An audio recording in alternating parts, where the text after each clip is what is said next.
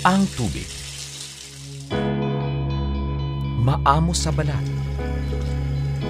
Ngunit may lakas na kayang magpalutang ng barko. May tamang init para mapawi ang gutom. At kaya rin magpalamig sa tag-araw. Naglilinis din ng dumi para sa maginhawang simula.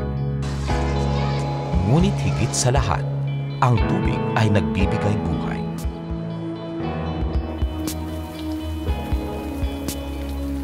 Ito ang biyaya ng tubig. Minsan hindi napapansin at di pinahahalagahan. Ngunit saan nga ba galing ang tubig na ginagamit natin?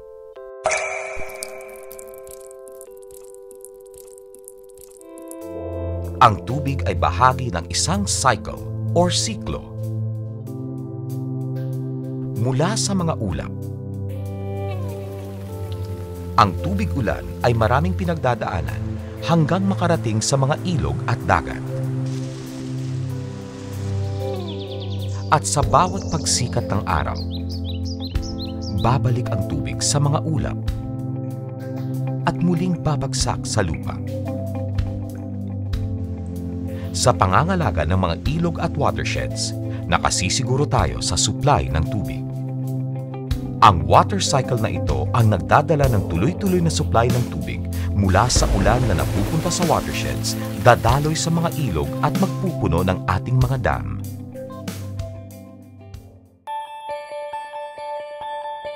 Ito ang Angat Reservoir. Dito nanggagaling halos lahat o 97% ng tubig ng Metro Manila. Ang Angat Reservoir ay katunayan ng biyaya ng kagandahan ng kalikasan. Ito ay tunay na nakamamangha.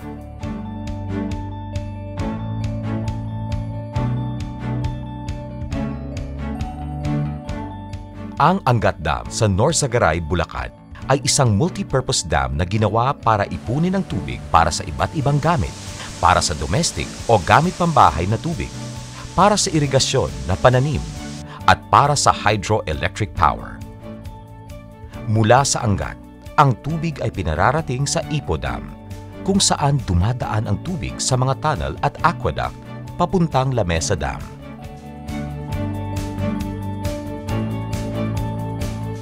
Ito ang Lamesa Dam.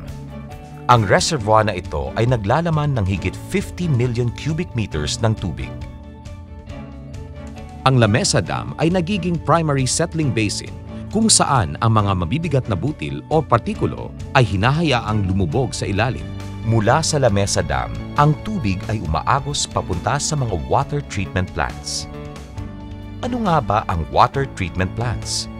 Suriin natin ang mga ito. Ang East Lamesa ay isang halimbawa ng water treatment plant. Sa kasalukuyan, ito ang pinakamalaking water system na ginawa ng Manila Water. Kaya nitong gumawa ng 150 million liters ng potable water kada araw. Dito nangyayari ang water treatment. At sa prosesong ito, nagiging ligtas inumin o potable ang tubig natin. Ano nga ba ang nangyayari sa tinatawag na raw water galing sa mga dam? Ang unang step sa proseso ng water treatment ay tinatawag na coagulation. Nakikita ninyong may exposed pipe na may liquid na hinahalo sa raw water. Ang liquid na ito ay aluminum sulfate o alum. Alam natin ito sa pangalang tawas. Mayroong mga partikulong tinatawag na colloids na nagpapadumi sa tubig. Kagaya ng magnet na may parehong charge, itong mga maliliit na colloids ay nagre-repel at hindi nagdidikit. Tumatalbog sila sa isa't isa. Ang alum o tawas ang nagtatanggal ng charge ng mga colloid para sila'y magdikit-dikit at bumaba. Itong proseso na ito ay tinatawag na coagulation.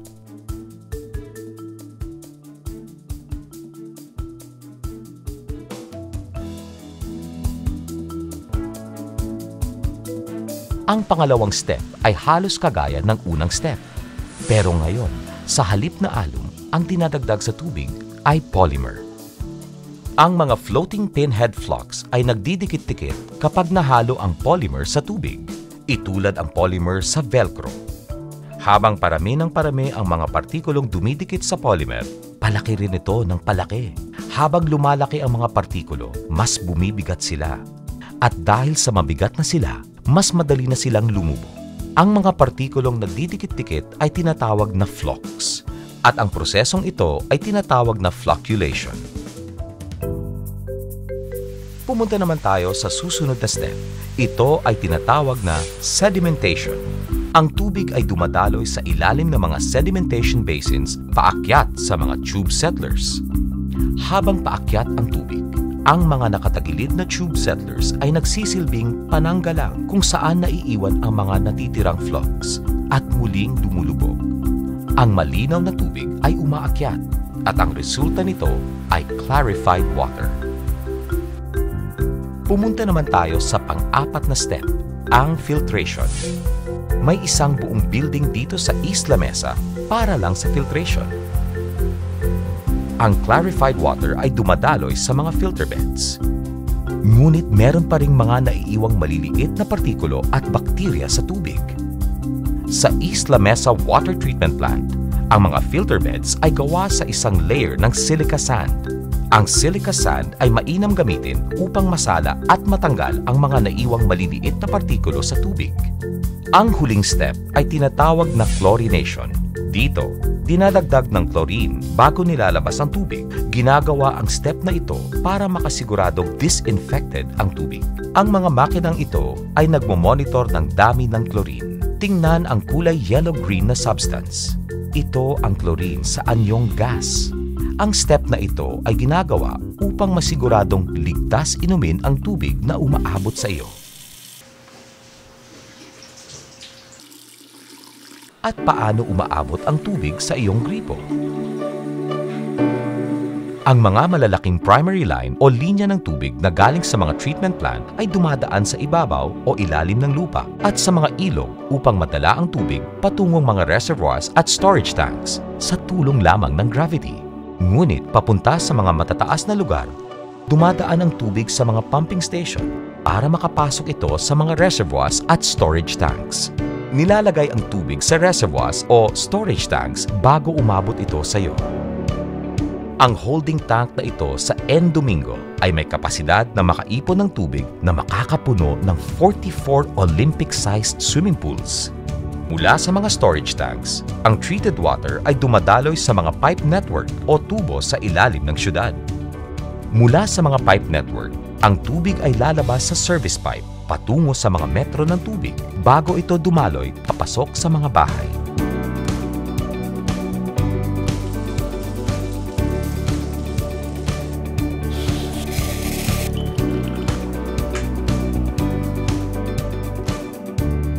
Paano namin nasisiguradong ligtas ang tubig para inumin at gamitin?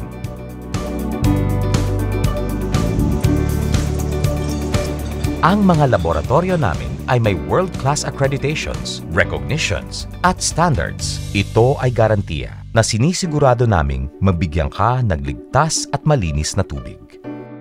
Ang kalidad ng tubig ng Manila Water ay laging pumapasa at lumalagpas sa Philippine National Standards for Drinking Water na ibinigay ng Department of Health base sa Water Quality Guidelines ng World Health Organization.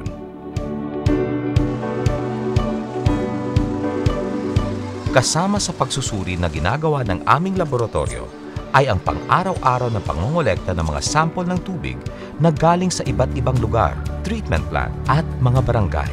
Nangongolekta ng sample ng tubig ang Manila Water mula sa higit sa 800 lugar. Dito sa video, nakikita natin ang mga sample ng tubig na kinuha mula sa isang paaralan at dinala sa laboratorio ng Manila Water upang masuri ang quality nito. Ngunit, hindi lang ang tubig na iyong iniinom ay mahalaga sa amin. Mahalaga rin sa amin ang tubig na nagamit mo na. Ano nga ba ang nangyayari sa gamit na tubig o used water, kagaya ng tubig na nafa-flush sa inodoro? O sa tubig na natatapon sa lababo o paliguan? Ano ang nangyayari dito? Saan ito napupunta? Ang used water ay tinatawag na sewage.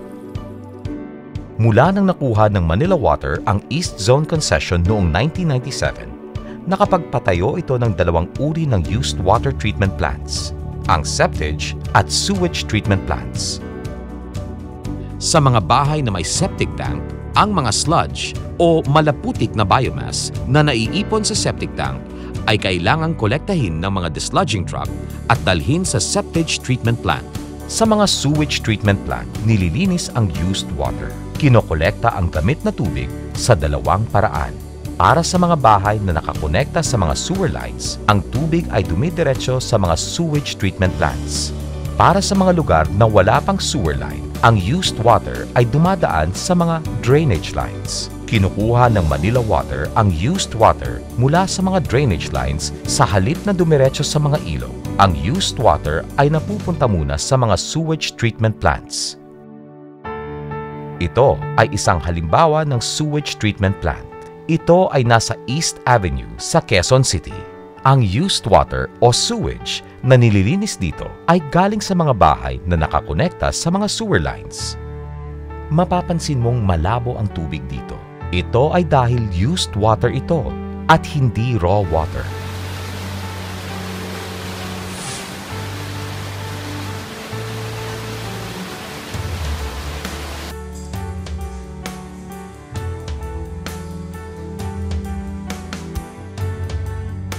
Ang used water ay hinahati sa mga primary sedimentation tanks. Pansinin ang hugis ng mga tangke. Malapad ang mga ito sa bukana, pero unti-unti itong lumiliit papuntang ilalim. Dito, ang natitirang malalaking partikulo gaya ng buhangin, lupa at grasa ay lumulubog sa ilalim ng mga tangke. Gravity ang humihila sa mga ito pababa. Pagkatapos nito, pumapasok ang used water sa mga aeration tanks. Ang aeration ay ang puso ng used water treatment process. Ang mga aeration tank ay may mga diffusers na nagbubuga ng hangin. Ang mga aeration tank ay may mga diffusers na nagbubuga ng hangin. Ang hangin na ito ay mahalaga sapagkat ito ang bumubuhay sa mga microorganism na kumakain ng mga dumi sa tubig.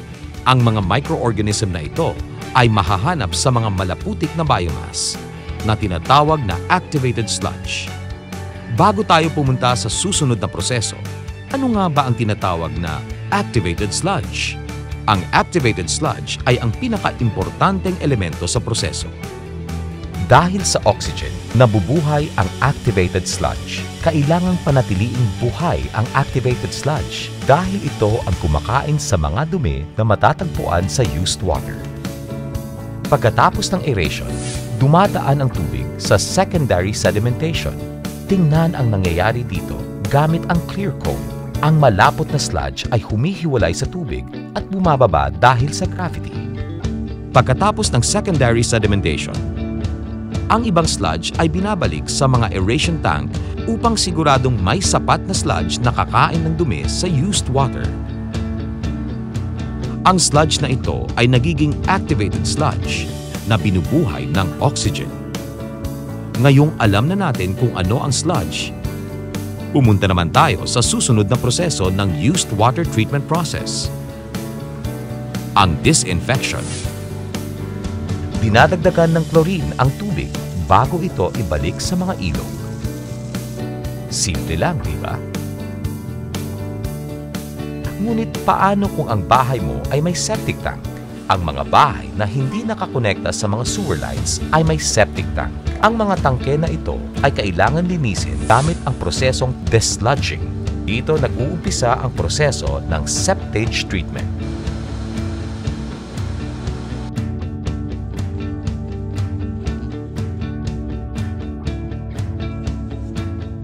Ang desludging ay isa sa mga serbisyo ng Manila Water. Ito ay kinakailangan gawin tuwing 5 hanggang 7 taon. Kung kiniligtaan mo itong gawin, ang used water sa septic tank ay maaaring mag-overflow at masipsip ng lupa. Maaaring mapinsala ang kalikasan at maapektuhan ang kalusugan ng iyong pamilya.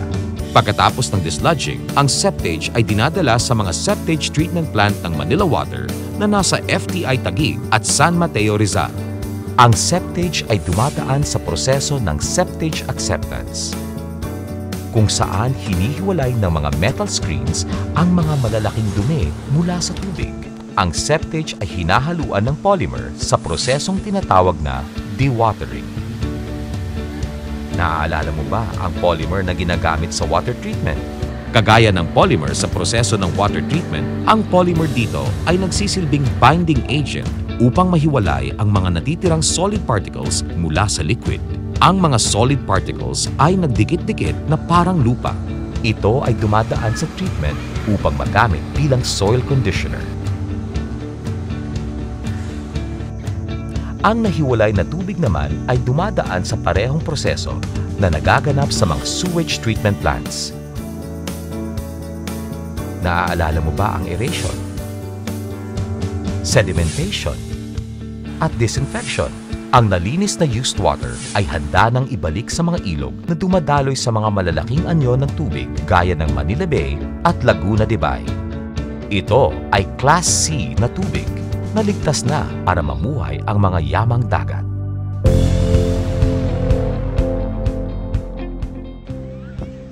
Ang kapaligiran ay mahalaga sa amin. Ang Olandes Used Water Treatment Plant sa Marikina ay iniugnay na maayos sa komunidad at sa kapaligiran. Ito ay may flood impact mitigation design at kayang maglinis ng 10 milyong litro ng tubig bawat araw. Ang mga used water treatment plant ng Manila Water sa Marikina at Taguig naman ay mga world-class facilities. Ang Taguig facility ay kayang maglinis ng 75 million liters ng tubig bawat araw. At habang nililinis ang tubig sa ilalim ng facility, sa ibabaw ay may park upang gamitin ng publiko. Nabubuhay muli ang syudad dahil sa mga malilinis at green open spaces na gaya nito. Pero hindi natatapos ang kwento dito. Dahil ang tubig ay isang cycle na umiikot. Ang tubig na nahuhulog mula sa ulap ay ang parehong tubig na nakukuha sa mga dam at nililinis sa mga water treatment plant. Upang ligtas itong gamitin at inumin. Pagkatapos gamitin, ang parehong tubig ay dumadaan sa mga used water treatment plant upang malinis at maging ligtas sa mga yamang dagat bago ito ibalik sa mga ilog. Ang parehong tubig sa mga ilog at dagat ay nag-e-evaporate at muling nagiging ulan na bumabagsak sa lupa at naiipon sa ating mga dam. At paulit-ulit ang cycle ng tubig.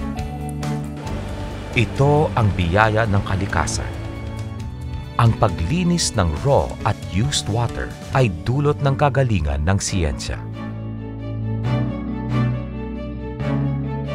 Laging tandaan ang biyaya ng tubig tuwing ika'y iinom.